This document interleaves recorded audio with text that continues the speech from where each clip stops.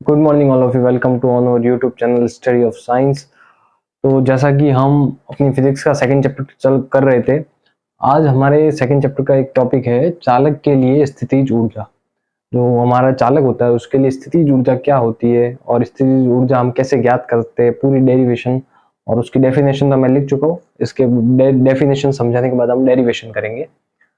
आप जैसे ही मेरी क्लास लेते हैं तो वैसे सीक्वेंस वाइज नोट उतारते रहिए। जैसे कि मैंने ये लिखा है हेडिंग, और हेडिंग के बाद जो डेफिनेशन लिखी है तो सेम टू सेम ऐसे ही उतारते रहिए। मैं आपको पूरे as it is notes wise बता रहा हूँ, जो 12th का है सेकंड चैप्टर। तो आप इसको नोट्स वाइज उतारिए अपनी कॉपी में, ताकि आपको एग्जाम टाइम में दिक्कत नहीं होगी। ये पूरे नोट्स वाइज है, जो मैं बोर्ड पे लिखता हूँ वो आप कॉपी में लिखना है, ताकि आपको एक नोट्स वाइज मिल जाएंगे जिससे आप एग्जाम टाइम में अच्छे से पढ़ सके। तो हमारा टॉपिक है चालक के लिए स्थितिज ऊर्जा। चालक के लिए स्थितिज ऊर्जा, ये हमारा टॉपिक है। स्थितिज ऊर्जा हम पहले भी पढ़ चुके, पर हमने पढ़ा था 2 आवेशों से निर्मित निकाय के लिए, 3 आवेशों से निर्मित निकाय के लिए स्थितिज ऊर्जा। अब हम पढ़ेंगे चालक के लिए स्थितिज ऊर्जा। किसी चालक को आवेशित करने में किया गया कार्य ही चालक की स्थितिज ऊर्जा कहलाता है।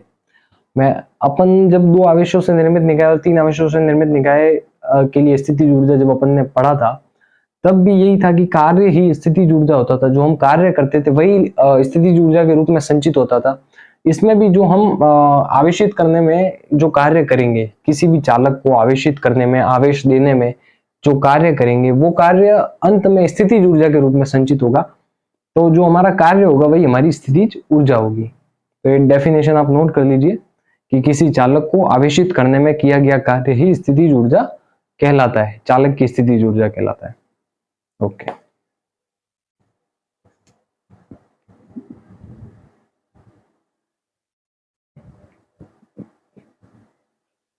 ये हो गई हमारी डेफिनेशन।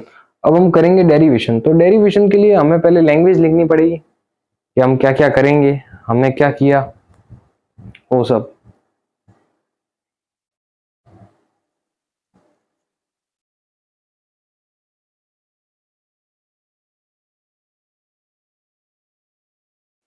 हाँ, तो डेफिनेशन के बाद आती है हमारी लैंग्वेज जो हम लिखते हैं। तो पहला जो चालक है, चालक को जो हम आवेश देते हैं, तो चालक को आवेश एक साथ ना देकर छोटे छोटे टुकड़ों के रूप में देंगे, अलग अलग देंगे। आवेश का प्रथम भाग देने पर विभव शून्य होता है। आवेश का जब हम प्रथम भाग देते हैं चालक को, तो विभव शून्य होता है। विभव शून्य क्यों होता है? क्योंकि उस आवेश को देने पर किया गया कार्य शून्य होता है। ये हमने जब 2 आवेशों से निर्मित निकाय पढ़ा था, तब मैंने आपको बताया था कि जब हम पहला आवेश लाते हैं, हमने पढ़ा था जैसे कि ये 2 आवेश थे। पहले आवेश को अनंत से ए बिंदु तक लाया था, तब किया गया कार्य शून्य था। कार्य शून्य क्यों था? क्योंकि यहाँ पर कोई दूसरा आवेश उपस्थित नहीं था। दूसरा आवेश उपस्थित नहीं, यहाँ पर भी कोई दूसरा आवेश उपस्थित नहीं है, इसलिए कार्य शून्य होगा। और जब कार्य शून्य होगा तो कार्य का सूत्र क्या होता है? Q upon V। जब कार्य शून्य होगा तो विभव भी शून्य होगा, कार्य शून्य होगा तो विभव भी शून्य होगा। ये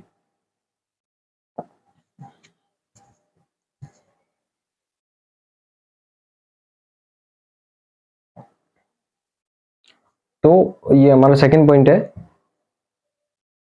कि विभव शून्य होगा। दूसरा भाग देते हैं तो विभव शून्य होगा, और पहला भाग देते हैं तो विभव शून्य होगा। और विभव क्यों शून्य होगा? क्योंकि किया गया कार्य शून्य होगा। तो अगर हम पहले एक साथ दे देते आवेश को, तो पूरा आवेश में आवेश को ला देने में किया गया कार्य शून्य हो जाता, जिसके कारण विभव भी शून्य हो जाता। इसलिए हम टुकड़ों में दे रहे, ताकि पहले शून्य होगा, उसके बाद विभव बढ़ने लगेगा, बढ़कर v हो जाएगा। तो हमारे पास विभव 2 आ जाएंगे, एक तो विभव 0 आ गया और दूसरा v आ गया। तो उससे हम औसत विभव निकाल सकते हैं। यदि हम एक साथ दे देते विभव, तो पूरा विभव 0 हो जाता, इसलिए हमने टुकड़ों में दिया। प्रथम भाग देने पर विभव शून्य हो जाता है। तो ये आप पॉइंट नोट कर लीजिए। इसके बाद 2 पॉइंट और है, वो हम लिखते हैं। तो आवेश को हम 3 टुकड़ों में देंगे। प्रथम भाग दे दिया, अब दूसरा भाग और तीसरा भाग हम 3 भाग देंगे।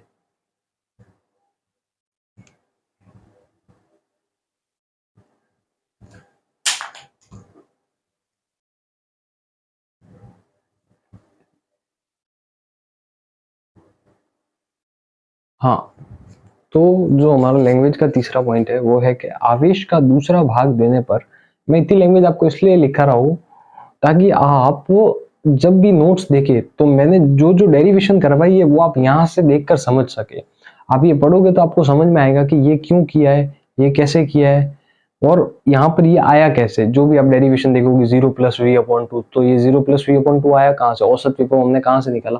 तो ये जब आप एक एक पॉइंट पढ़ोगे तो आपको समझ में आएगा, और एग्जाम में भी ये लिखोगे आप तो एग्जामिनर पर अच्छा इफेक्ट पड़ेगा। ये लैंग्वेज इतनी नहीं, बाकी इसको थोड़ी आप कम करके भी लिख सकते हैं अपने हिसाब से, बाकी लैंग्वेज लिखनी बहुत ही जरूरी होती है। तो तीसरा पॉइंट है हमारा कि आवेश का दूसरा भाग देने पर दूसरे आवेश के मध्य, प्रथम आवेश तथा दूसरे आवेश के मध्य बल, प्रतिकर्षण बल कार्य करता है। आवेश एक ही था, उसको हमने छोटे छोटे टुकड़ों में दिए, तो वो पूरा सेम ही आवेश है। पॉजिटिव हुआ तो पॉजिटिव आवेश, नेगेटिव हुआ तो नेगेटिव आवेश, एक ही होगा। एक आवेश के दो भाग किए, यानी दोनों या तो पॉजिटिव है या दोनों नेगेटिव है। तो पहले हमने पहला आवेश दिया, अब दूसरा आवेश देंगे तो दोनों सेम है, तो दोनों के मध्य प्रतिकर्षण बल होगा। तो प्रतिकर्षण बल कार्य करता है तथा किया गया कार्य ऊर्जा के रूप में संचित होता है, ये बात तो हम जानते ही हैं। तथा कार्य संपादित होने पर विभव बढ़ता है। जब कार्य संपादित होता है, पहले कार्य 0 आया था हमारे पास, जिसके कारण विभव भी 0 हो गया था। अब कार्य संपादित हुआ है, मतलब कुछ ना कुछ कार्य होता है, तो विभव बढ़ने लगता है, धीरे धीरे विभव बढ़ने लगता है। और जब हम अंतिम आवेश देते हैं तो चालक का विभव बढ़ जाता है, और बढ़ जाता है, और v हो जाता है, वहां से बढ़ने लगता है जब सेकंड आवेश देते हैं तब। और जब लास्ट आवेश देते हैं तब विभव बढ़कर एकदम से v हो जाता है, v। तो ये हमारे पॉइंट थे, आपको समझ में आ गए होंगे वैसे तो। आप ये नोट कर लीजिए, इसके बाद हम डेरिवेशन करते हैं।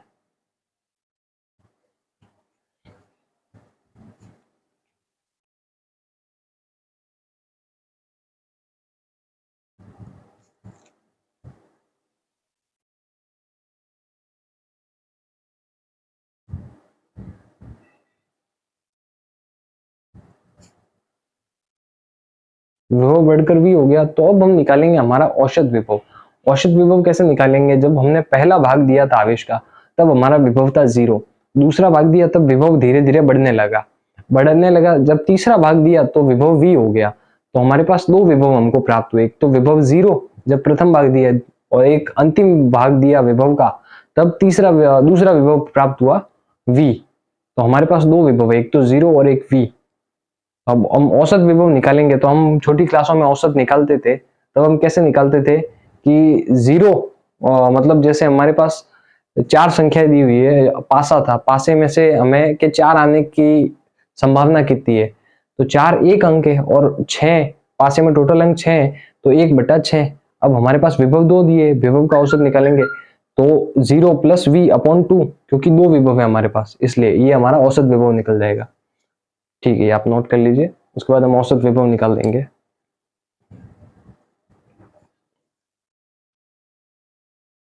हाँ, तो अब हम हमारी डेरिवेशन स्टार्ट करते हैं।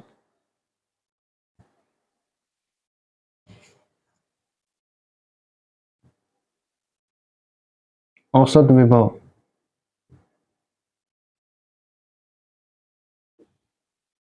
जब हमने अलग अलग आवेश दिए, आवेश को टुकड़ों में दिया, तो हमारे पास दो विभव प्राप्त हुए। एक पहला, जब हमने पहली बार आवेश दिया था तब 0 विभव प्राप्त हुआ, जब दूसरी बार हमने आवेश दिया तो विभव बढ़ने लगा, और जब तीसरी बार आवेश दिया तो विभव बढ़कर v हो गया। तो हमारे पास दो विभव प्राप्त हुए, एक तो 0 और दूसरा v। तो औसत विभव जो होगा, औसत विभव v जो होगा वो होगा पहला विभव 0 प्लस दूसरा विभव v/2 इक्वल्स टू v/2। ये हमारा औसत विभव है। औसत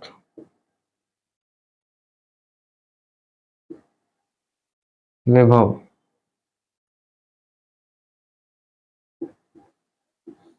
v इक्वल्स टू v/2, ये हमारा औसत विभव आ गया।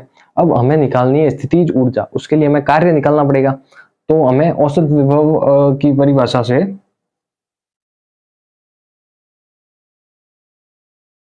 औसत विभव या विभव की परिभाषा से, यहाँ पे आप कुछ भी लिख सकते हो, औसत विभव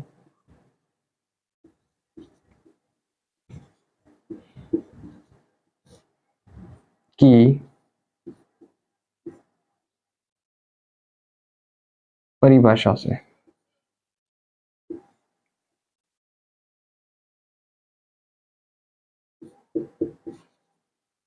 तो हमारे पास क्या था, W equals to Q upon V, W equals to Q upon V. अब हम V को यहाँ पे लेके W के नीचे ले लेंगे, V इक्वल्स टू विभव की पहले तो हम परिभाषा से ही कर लेते हैं, इसको आप भूल जाइए, यहां से कर लेते हैं हम डायरेक्ट। तो V equals to W upon Q, V equals to W upon Q. ये V है हमारा औसत विभव, औसत विभव। यहां तक आप नोट कर लीजिए, इसको समीकरण नाम दे देंगे हम।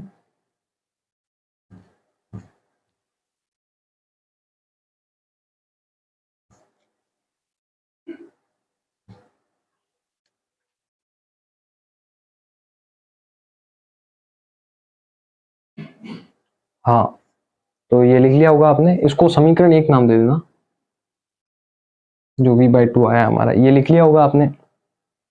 अब हम क्या करेंगे, W equals to V into Q, इस V को औसत विभव लिख लेते हैं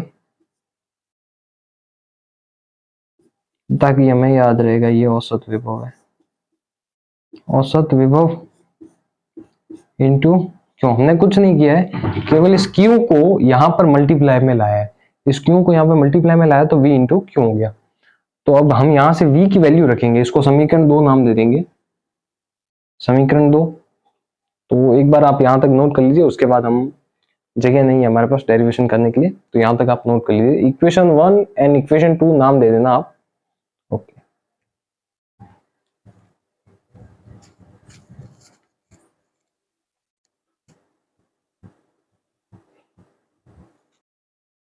हाँ, तो अब हम करेंगे, हमने 2 समीकरण नाम दे दिया था, तो अब हम लिखेंगे समीकरण 1 व 2 से फ्रॉम इक्वेशन 1 एंड 2। तो क्या थी हमारी, W equals to Q dot औसत विभव, औसत विभव हमारा था, समीकरण 1 में हमने औसत विभव निकाला, तो वो वैल्यू हम समीकरण 2 में रखेंगे, तो वो थी हमारी V/2। तो हमारे पास जो फाइनल आया, जो कार्य हुआ, वो आया 1/2 QV। QV लिखो, VQ लिखो, कोई फर्क नहीं पड़ता है। ओके, तो ये हो गई हमारी समीकरण नंबर 3। अब यहां पर हम एक और लाइन लिखेंगे कि हम जानते हैं, पहले भी हमने किया हुआ है कि हम जानते हैं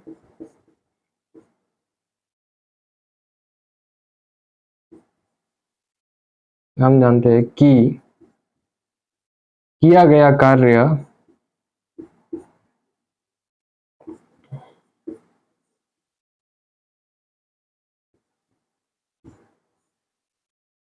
कार्य ऊर्जा के रूप में संपादित होता है,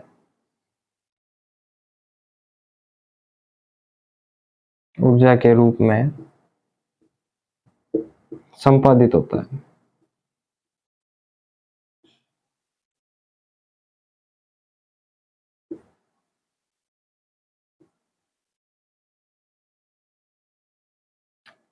तो हम जानते हैं किया गया कार्य ऊर्जा के रूप में संपादित होता है, तो फ्रॉम इक्वेशन 3, समीकरण 3 से, तो क्या हो गया, U equals to half QV, ये हमारा आ गया आंसर, ये आंसर आ गया। इस आंसर को थोड़ा हम चेंज करेंगे, ये फाइनल आंसर है हमारा, क्योंकि न्यूमेरिकल जिसके ऊपर पूछे जाते हैं हमें वो फॉर्मूले भी बनाने हैं, तो इसका हम यूज करके मैं आपको नए फॉर्मूले भी बताऊंगा, एक बार आप ये नोट कर लीजिए।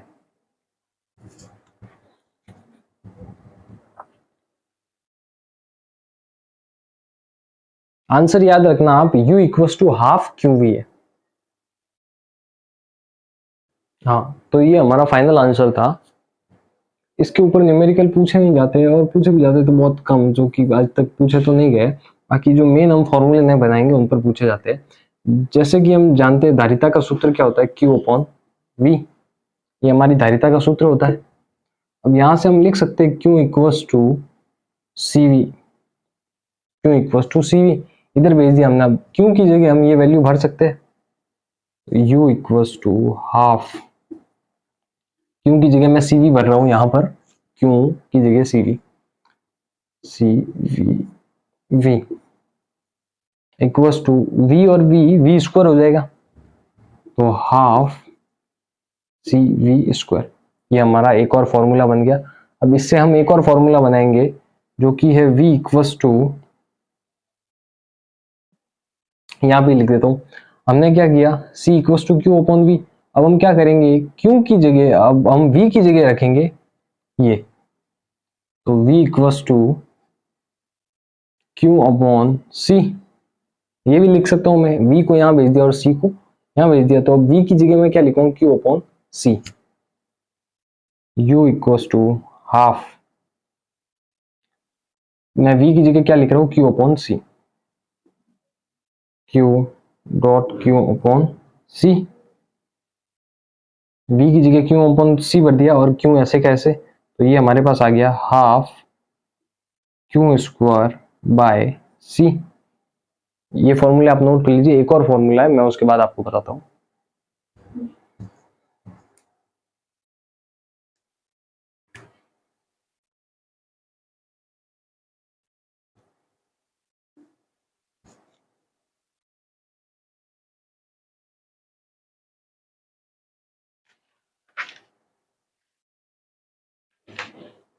सॉरी मैं भूल गया था, हमारे पास यही है फॉर्मूले, ये दो ही है, तीसरा कोई फॉर्मूला नहीं है। तो इसको मैं एक बार सीक्वेंस वाइज लिख देता हूँ कि u इक्वल्स टू, पहला हमारा फॉर्मूला क्या आया, हाफ। अब मैं हाफ हटा रहा हूँ, डायरेक्ट लिख रहा हूँ QV बाय 2। ये हमारा पहला फॉर्मूला आया।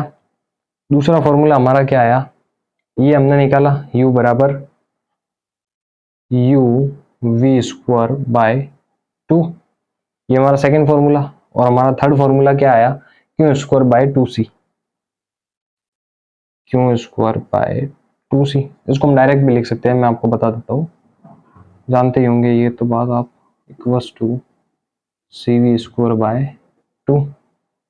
तो हमारा ये फाइनल जो फॉर्मूले बनते हैं वो इसके ऊपर न्यूमेरिकल भी पूछे जाते हैं, इनके ऊपर न्यूमेरिकल पूछे जाएंगे, तो ये फॉर्मूले आप नोट कर लेना सही से, सेपरेट इस पूरे को नोट करना और इसको लास्ट में जरूर लिखना, ताकि हमको पता चले कि स्थिति जुड़ जाके कौन कौन से फॉर्मूले हैं।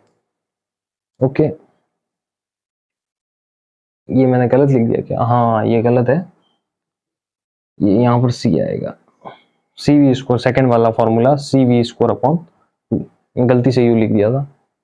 ओके, तो ऐसे ही जुड़े रहिए हमारे यूट्यूब चैनल के साथ, स्टडी ऑफ साइंस, और अपना फिजिक्स का कोर्स पूरा कीजिए और नोट्स सीक्वेंस वाइज अपनी कॉपी में बनाइए और हमारे वीडियोस को लाइक कीजिए, शेयर कीजिए, और आपको कुछ भी समझ में नहीं आता है तो कमेंट कीजिए, हम आपको और अच्छे से समझाएंगे। Thank you.